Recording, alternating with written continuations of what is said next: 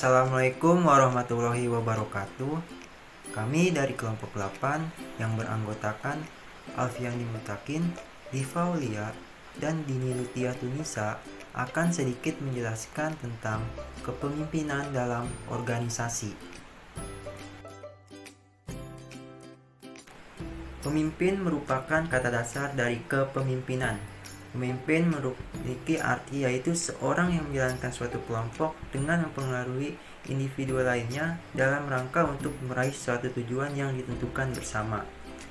Menurut Robert G. Owens, dikutip Nawawi 2021 mengatakan bahwa kepemimpinan merupakan suatu interaksi antara suatu pihak yang memimpin dengan pihak yang dipimpin. Pendapat ini juga menyatakan bahwa kepemimpinan merupakan proses dinamis yang dilaksanakan melalui hubungan timbal balik antara pemimpin dan yang dipimpin. Hubungan tersebut berlangsung dan berkembang melalui transaksi antar pribadi yang saling mendorong dalam mencapai tujuan bersama.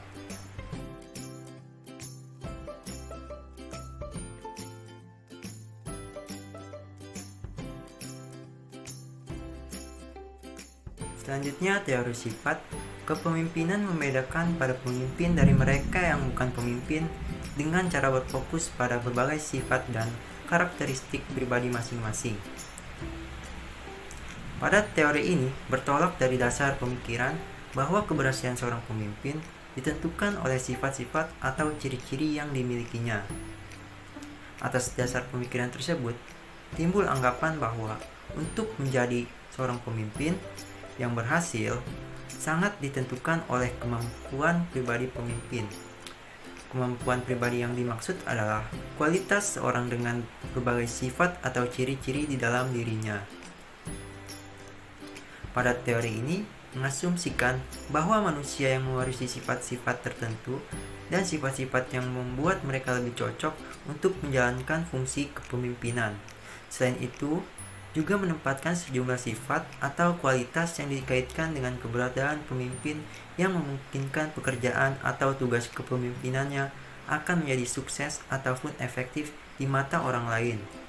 Seorang pemimpin akan sukses atau efektif apabila dia memiliki sifat-sifat seperti berani, bersaing, percaya diri, bersedia berperan sebagai pelayan orang lain, loyalitas tinggi, intelijensi tinggi, hubungan interpersonal baik, dan lain sebagainya.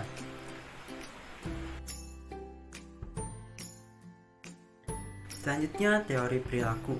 Teori ini tidak menekankan pada sifat-sifat atau kualitas yang harus dimiliki seorang pemimpin, tetapi memusatkan pada bagaimana cara aktual pemimpin berperilaku dalam mempengaruhi orang lain, dan hal ini dipengaruhi oleh gaya kepemimpinan masing-masing. Pemimpin itu harus disiapkan, dididik, dan dibentuk, tidak dilahirkan begitu saja.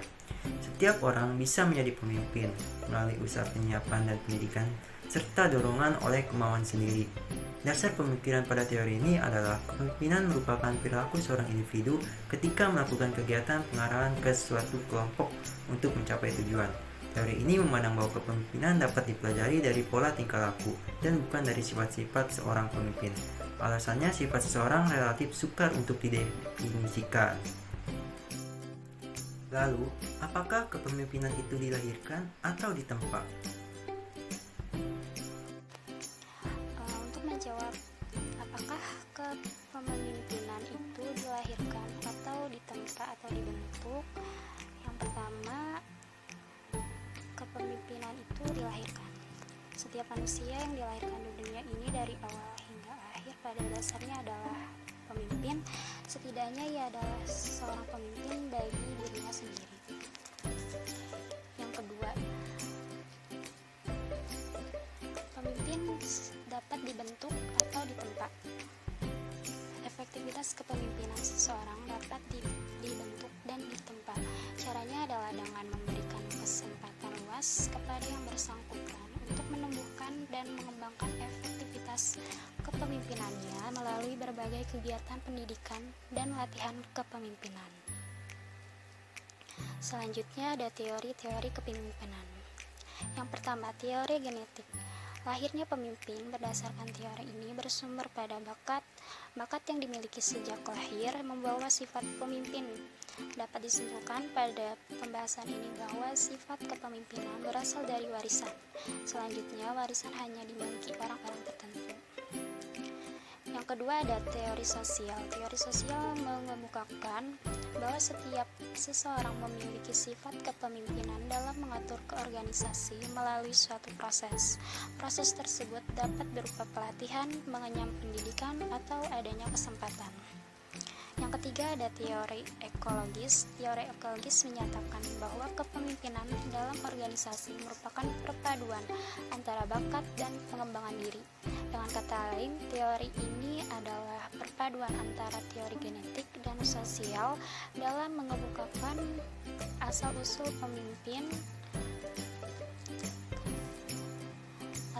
kepemimpinan dalam organisasi.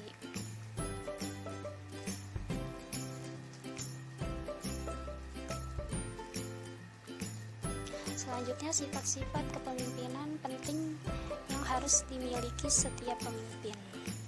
Yang pertama, sebagai motivator. Fungsi kepemimpinan dalam organisasi selain mengarahkan pada tujuan adalah mampu memotivasi orang lain. Kemampuan memotivasi dari pemimpin sangat diperlukan karena melalui kemampuan ini mereka dapat mempengaruhi dan mengarahkan orang lain untuk berbuat sesuatu. Yang kedua, menjalin komunikasi yang baik dengan bawahan.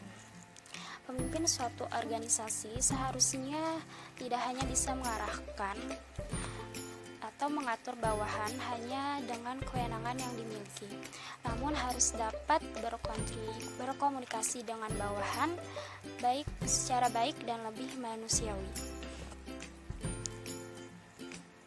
Yang ketiga, memberikan kepercayaan kepada bawahan. Memberikan tugas atau tanggung jawab kepada bawahan dapat membuat bawahan merasa dirinya dapat dipercaya. Oleh karena itu, dalam sebuah kepemimpinan, perlunya pemimpin mendelegasikan tugas kepada bawahannya. Cara ini dilakukan untuk menumbuhkan rasa percaya diri pada bawahan sembari mempersiapkan pemimpin selanjutnya. Yang keempat, bertanggung jawab tentang apa yang dipimpin. Pemimpin yang baik adalah pemimpin yang mampu mempertanggungjawabkan apa yang dipimpinnya.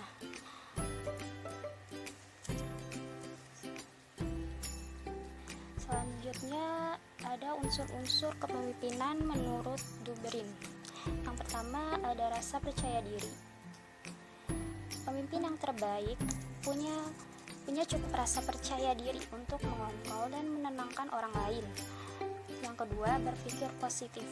Untuk tampak percaya diri dan untuk menciptakan citra pemimpin yang kuat, seorang pemimpin harus selalu memberi ucapan yang positif pada dirinya sendiri, bukan yang negatif.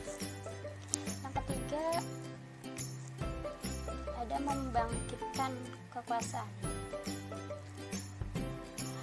Haus kekuasaan adalah karakteristik khas yang dimiliki oleh seorang pemimpin yang sukses dalam bisnis dan bidang lainnya.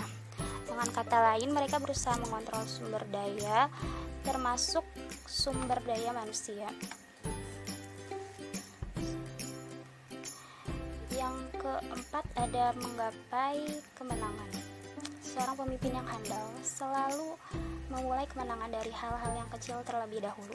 Meskipun itu juga menjadi kemenangan kecil, namun pada akhirnya akan menjadikan seseorang pemimpin untuk meraih kemenangan yang lebih besar lagi. Lalu ada bangkit dari keterpurukan. Salah satu cara untuk membangkitkan rasa percaya diri yang baik adalah dengan meyakinkan diri bahwa kita bisa mengalahkan kesulitan seperti dipermalukan atau terpuruk. Selanjutnya ada kembangkan kecerdasan emosional. Efektivitas kepemimpinan juga dipengaruhi oleh seberapa baik seseorang mengelola emosinya dan emosi orang lain. Fungsi kepemimpinan. Yang pertama ada menyusun strategi yang tepat. Salah satu fungsi kepemimpinan yang paling penting dan utama adalah menyusun strategi